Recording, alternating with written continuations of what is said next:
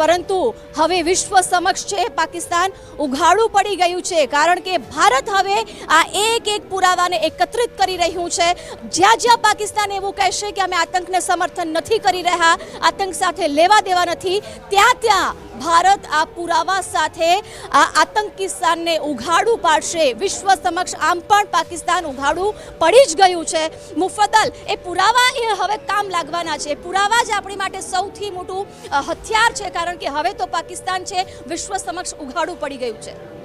જિજ્ઞાસા, પાકિસ્તાન કઈ રીતે નાપાક હરકત કરી રહ્યું છે એ લાઈવ એક્ઝામ્પલ આપણે બતાવીશું।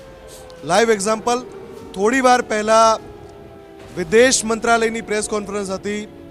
થોડી વાર પહેલા કર્નલ સોફિયાએ પ્રેસ કોન્ફરન્સમાં એક નકશો બતાવ્યો હતો કે કઈ રીતે વિમાનો ભારતની સરહદની નજીક જે નાગરિક વિમાનન માટેના વિમાનો છે એ ઉડી રહ્યા છે અને એને પાકિસ્તાની સેના ઢાલ બનાવી રહી છે। હું તમને લાઈવ દેખાડું। અત્યારે આ ઓનર કરજો એકવાર screen. Flight radar 24 live air traffic. હવે આ નકશો જે છે, આ નકશામાં કેમ કે અહીંયા ભારતની જે સરહદી સીમા છે એમાં ગુજરાત, રાજસ્થાન, હરિયાણા, પંજાબ, હિમાચલ પ્રદેશ ક્યાંય તમને કોઈ વિમાન નહીં દેખાય। જે પણ છે એ દૂર ઉડી રહ્યા છે, કેમ કે આ બધા વિસ્તારો હાઈ એલર્ટ મોડમાં છે। અત્યારે જે એસ્કેલેશન ચાલી રહ્યું છે એના કારણે આ તમને આખું ખાલી દેખાય છે। હવે આપણે પાકિસ્તાનની એર સ્પેસમાં જોઈએ। આ ઇન્ટરનેશનલ બોર્ડર છે, એની આ સાઈડ જુઓ તમે। અહીંયા વિમાન દેખાય છે, અહીંયા વિમાન દેખાય છે। આ અહીંયા એક ફ્લાઇટનો રૂટ પણ છે જે અહીંયા સરહદની નજીક આ ઉડાડવામાં આવી રહ્યા છે। આ વિમાન પાકિસ્તાન એટલે ઉડાડે છે કે રડારમાં આ નાગરિક વિમાનનના વિમાનો ઉડતા હોય તો એની આડ લઈને પાકિસ્તાની વાયુસેના પોતે ત્યાંથી હુમલા કરવાની કોશિશ કરી શકે। પાકિસ્તાન હંમેશા નાગરિકોને ઢાલ બનાવતો આવ્યું છે, એનો આ જીવતો જાગતો પુરાવો છે। અને આ અત્યારે લાઈવ જોઈ રહ્યા છીએ આપણે। લાઈવ આ સાઈડનું તમે જો આખું સરહદ પર ભારતના કોઈ વિમાન નથી, કેમ કે ભારતની વાયુસેનાને કોઈ ઢાલની જરૂર નથી। ભારતની વાયુસેના સક્ષમ છે જવાબ આપવા માટે અને હુમલો કરવા માટે પણ પાકિસ્તાનની વાયુસેનાને મદદ લેવી પડે છે, એટલે આ નજીકના એરિયામાં પણ એણે ઉડાનો ચાલુ રાખી છે પોતાના નાગરિકોની ફ્લાઇટ્સની।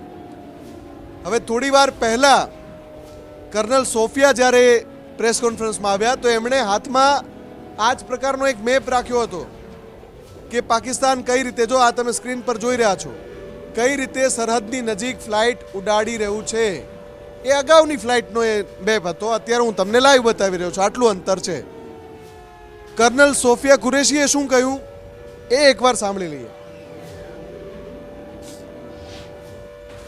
8 से 9 मई 2025 की मध्य रात्रि को पाकिस्तानी सेना ने सैन्य बुनियादी ढांचे को निशाना बनाने के इरादे से पूरी पश्चिमी सेना पर भारतीय वायु क्षेत्र का कई बार उल्लंघन किया।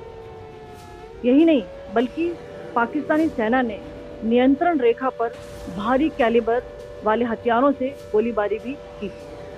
अंतर्राष्ट्रीय सीमा और नियंत्रण रेखा पर लेह से लेकर सरक्रीक तक 36 स्थानों पर 300 से 400 लगभग ड्रोनों का इस्तेमाल घुसपैठ का प्रयास करने के लिए किया गया। भारतीय सशस्त्र बलों ने काइनेटिक व नॉन काइनेटिक साधनों का उपयोग करके इनमें से कई ड्रोन को मार गिराया। तो आ तमे સાંભળ્યું કે કઈ રીતે કર્નલ સોફિયા કુરેશી કહી રહ્યા હતા, પાકિસ્તાનની અવળચંડાઈનો પુરાવો આપી રહ્યા હતા।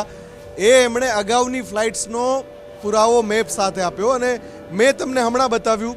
અત્યારે પણ આ સમયે પણ ફ્લાઇટ રાડાર 24.com પર આપણે જઈએ લાઈવ એર ટ્રાફિક જોવા માટે, તો અત્યારે પણ તમે જુઓ પાકિસ્તાને ભારતની સીમા નજીક જે નાગરિક વિમાનો છે એની ફ્લાઇટ્સ ચાલુ રાખી છે। જુઓ આ ઉડાન, અને આ તરફ જુઓ ભારતે આખો ઇલાકો સાફ રાખ્યો છે, હાઈ એલર્ટ પર છે।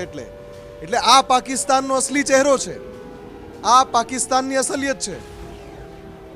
હુમલો કરવા માટે કે પછી પોતાનું રક્ષણ કરવા માટે પણ એને નાગરિક વિમાનોને ઢાલ બનાવવી પડે છે।